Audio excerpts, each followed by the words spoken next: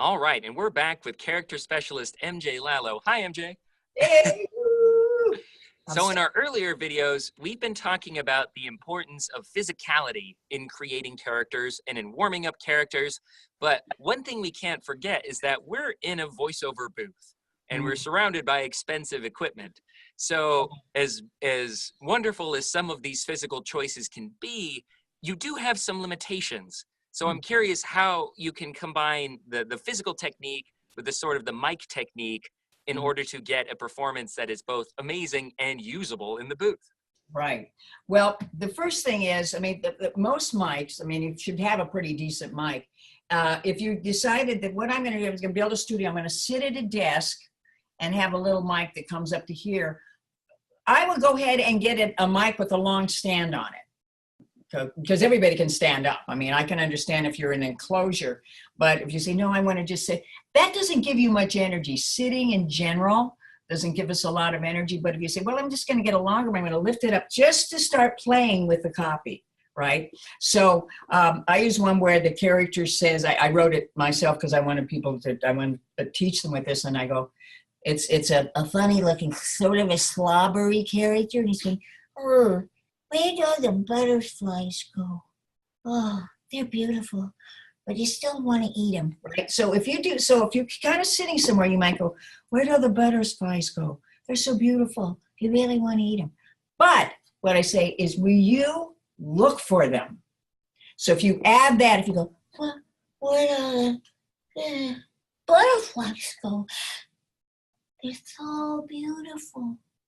Maybe there's one. Oh, there's one. Right?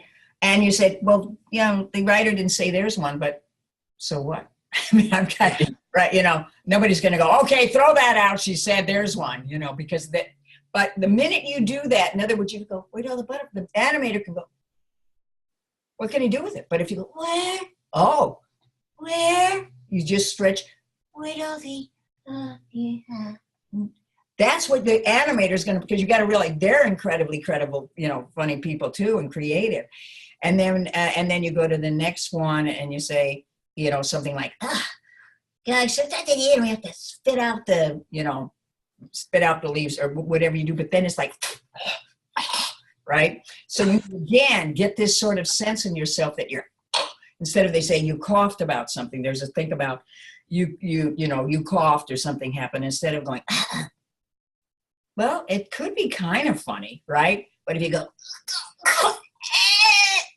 then the animator, again, your eyes are big, the mouth is, right? So try and think like an animator, and in your vocal presentation, feel like you've got more movement in it, or you're not just going to do a quick, oh, sorry, I hiccuped. It's like,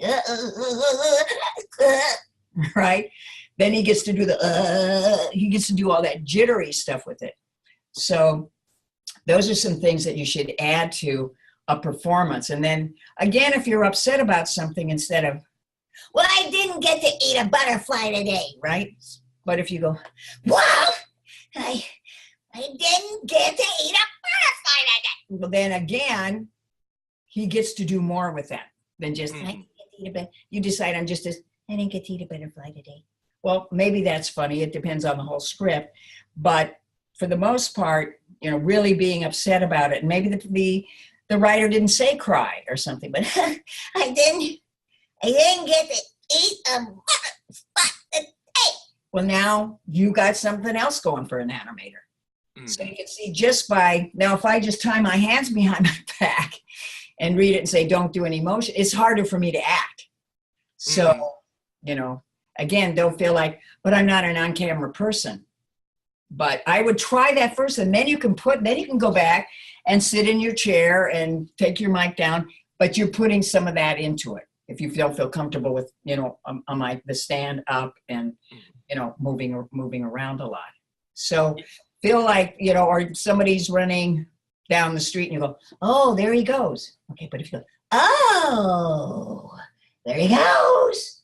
And if you move your head a little bit, they're knowing that you're turning. So even if a little bit of it goes off, if an engineer wants to, bring it up a little bit more, they can, but even kind of, oh, there he goes. Just, so feel like you almost have to feel a little bit more musical about this. Mm. not just words and say them.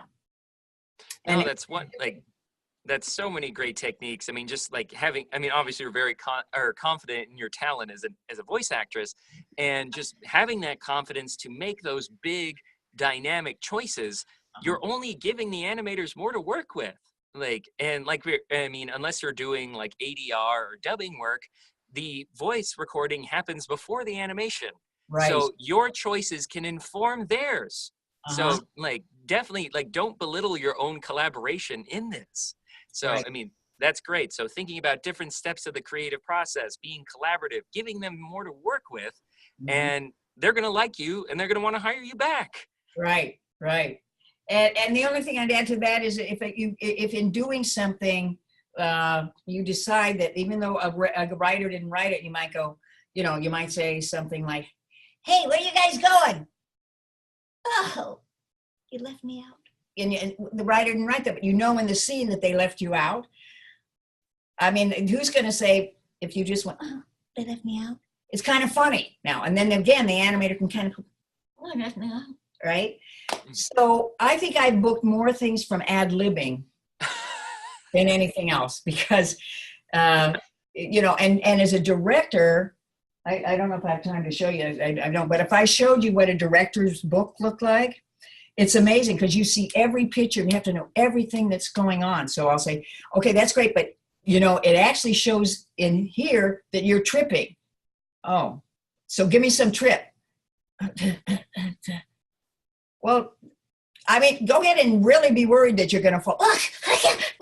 No, right? So things like that, and expect that from a director, that we have to look at every action of everything that's going on to direct you well. And but if I look at it and say, this could be so funny if he just doesn't trip. Because I don't know, the writer, did he have a big trip that he followed? It says he trips. Well, let's have him do something. We have to have him do something, unless they go by a sound effect library and they go, or poo. Whoa. Yeah. That's awesome. And like I said, it comes from confidence, being able to ad lib well, making those big choices and things like that, and being able to be confident in what you can bring to a project. Uh-huh. So that's wonderful. I love your mindset. I love your attitude about it. And if you'd like to work with MJ personally, we have a wonderful class coming up with her in a few weeks. That's Yeah. MJ's Amazing Characters, starting on April 14th. Also going to be on Saturday April 21st and 28th from 10 a.m. to 12 p.m., 1 p.m. to 3 p.m. Eastern. So we'll be back with more character creating tips. And I'm Sean Daly with GBAA and MJ Lallo. Thanks for watching, guys.